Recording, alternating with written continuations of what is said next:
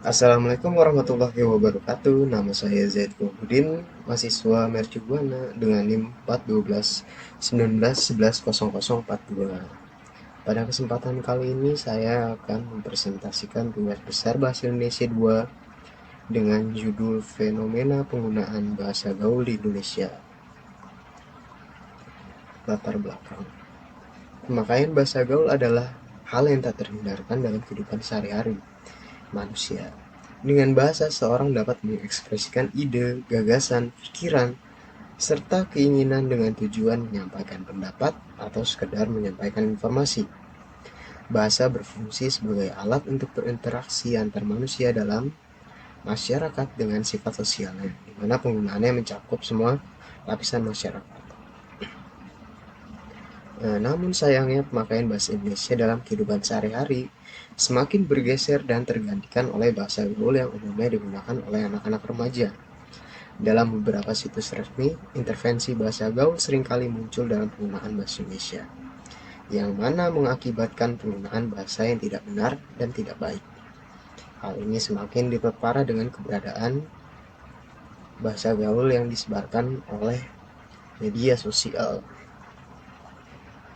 Sebelum mengenal bahasa gaul, ada baiknya kita mengenal definisi bahasa gaul atau prokem.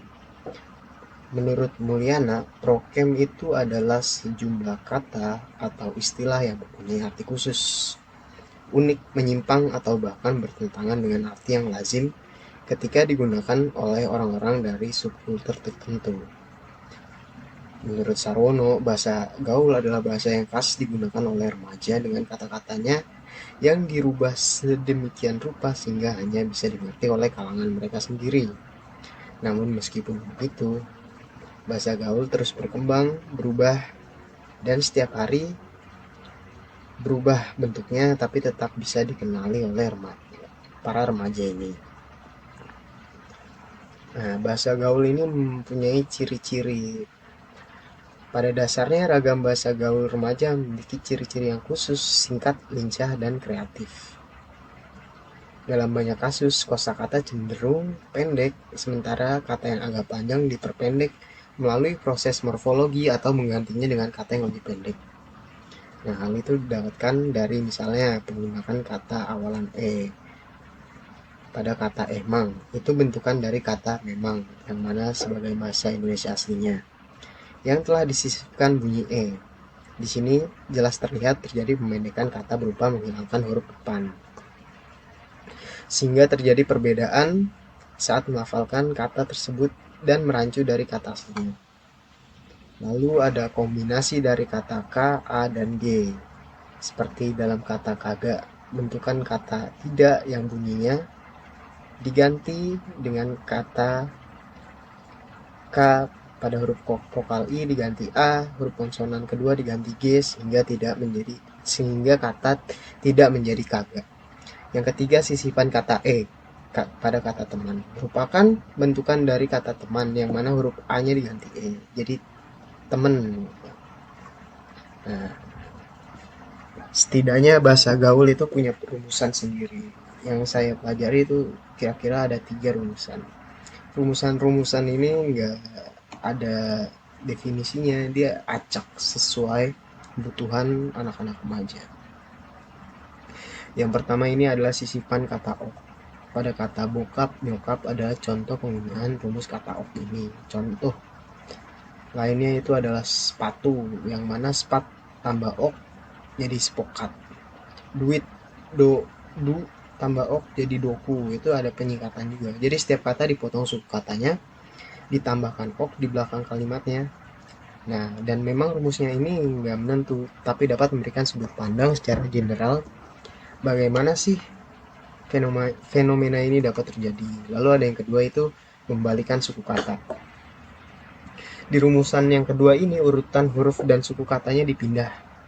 Pola yang paling sering digunakan adalah penukaran huruf ketiga dengan huruf pertama. Sebagai contohnya, kata enak jadi kaneh, itu kan dibalik.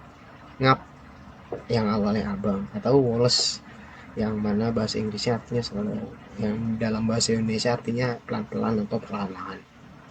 Sama seperti yang pertama, tadi bahwa rumus-rumus ini terkadang tidak menentu dan terkadang berbeda dengan kultur sosial masyarakatnya. Yang ketiga adalah berdasarkan kebiasaan atau kemiripan. Ada juga kata-kata yang tidak menggunakan rumus, hanya sekedar berdasarkan pengalaman, kemiripan, atau dengan budaya yang telah diakui dan terima secara luas oleh masyarakat, oleh para remaja. Misalnya kata wibu. Wibu itu berasal dari bahasa Inggris yang artinya web, atau julukan pada seorang yang terobsesi dengan subkultur budaya Jepang tertentu. Atau kata matre, yang bahasa Inggrisnya juga materialistik sebenarnya singkatan, yang mana didefinisikan sebagai sikap serakah pada hal-hal yang berbau material seperti uang dan lainnya. Pengaruh penggunaan bahasa gaul terhadap bahasa Indonesia. Banyaknya penggunaan bahasa gaul saat ini disebabkan oleh kurangnya rasa cinta terhadap bahasa Indonesia sebagai bahasa nasional. Hal ini seiring dengan berkembangnya zaman di mana pengaruh bahasa gaul semakin terlihat dalam penggunaan bahasa Indonesia yang baik dan benar dalam tatanan bahasanya. Penggunaan bahasa gaul oleh kalangan remaja berdampak negatif terhadap perkembangan bahasa Indonesia sebagai identitas nasional bangsa. Jadi kesimpulannya adalah bahwa banyak masyarakat Indonesia yang menggunakan bahasa gaul dan bahasa-bahasa ini singkat dalam komunikasi sehari-hari, yang sebenarnya adalah merupakan penyimpangan dari penggunaan bahasa yang baik dan benar. Dampaknya adalah penghambatan pertumbuhan dari bahasa Indonesia sendiri. Kurangnya kesadaran dalam mencintai dan menggunakan bahasa Indonesia dalam negeri dapat mengakibatkan lunturnya dan hilangnya bahasa Indonesia secara perlahan-lahan, terutama di kalangan remaja yang mana masif dengan budaya internetnya yang disebarkan oleh mereka sendiri, diterima oleh mereka sendiri, dan disebarluaskan oleh mereka sendiri. Ada faktor-faktor berkembangnya bahasa gaul di Indonesia di kalangan remaja. Ada beberapa faktor yang menyebabkan bahasa gaul cepat sekali berkembang, yaitu adanya bahasa gaul yang ditandai dengan menjamurnya internet dan situs-situs jaringan sosial, yang mana situs-situs ini berdampak signifikan terhadap perkembangan bahasa gaul. Yang kedua itu karena pengaruh lingkungannya.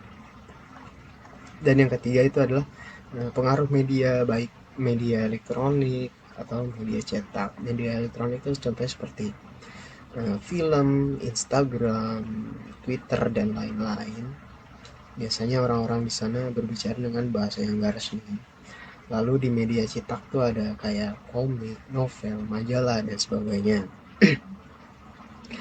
Jadi dapat kita ambil kesimpulan bahwa banyaknya masyarakat Indonesia yang menggunakan bahasa gaul, bahasa singkat-singkatan atau dalam komunikasinya sehari-hari, yang mana sebenarnya ini adalah penyimpangan dari bahasa Indonesia yang baik dan benar. Hal ini dapat menghambat pertumbuhan dan perkembangan bahasa Indonesia. Kurangnya kesadaran untuk mencintai dan menggunakan bahasa Indonesia di negeri sendiri akan berdampak lunturnya atau hilangnya bahasa Indonesia dalam pemakaian, terutama di kalangan remaja, apalagi dengan media massa yang masif belakangan ini. Dan saran dari saya pribadi itu bahwasanya bahasa gaul sendiri itu memiliki dampak positif dan juga dampak negatif, tinggal bagaimana kita tahu dan kapan harus menggunakannya. Jika ditujukan pada siapa, dan jangan sampai menutupi eksistensi keberadaan bahasa Indonesia yang selama ini dikenal sebagai bahasa resmi kenegaraan dan dilambangkan sebagai bahasa identitas nasional, yang mana kedudukannya jelas tercantum dalam Sumpah Pemuda dan Undang-Undang Dasar 1945. Dan kita tahu bahwasanya bahasa itu berkembang, berasimilasi dari zaman ke zaman, dari masyarakat ke masyarakat, dari subkultur ke subkultur tertentu. Bahasa Indonesia yang kita kenali sekarang juga merupakan perpaduan dari banyak bahasa kan.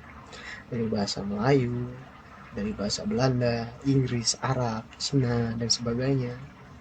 Nah, karena produk bahasa kita juga merupakan produk dari proses alkulturasi dan asimilasi, maka dari itu menurut saya pribadi bahwasanya penggunaan bahasa gaul seperti ini memang sudah sewajarnya, tapi kita harus tahu batasan-batasan di mana keberadaan bahasa gaul itu tidak menutupi eksistensi bahasa Indonesia yang baik dan benar. Maksudnya mungkin seperti itu saran dari saya. Oke, terima kasih. Nama saya Zaid Fawbudin, sesuai dengan NIM 41219110042. Sekian dan selamat malam.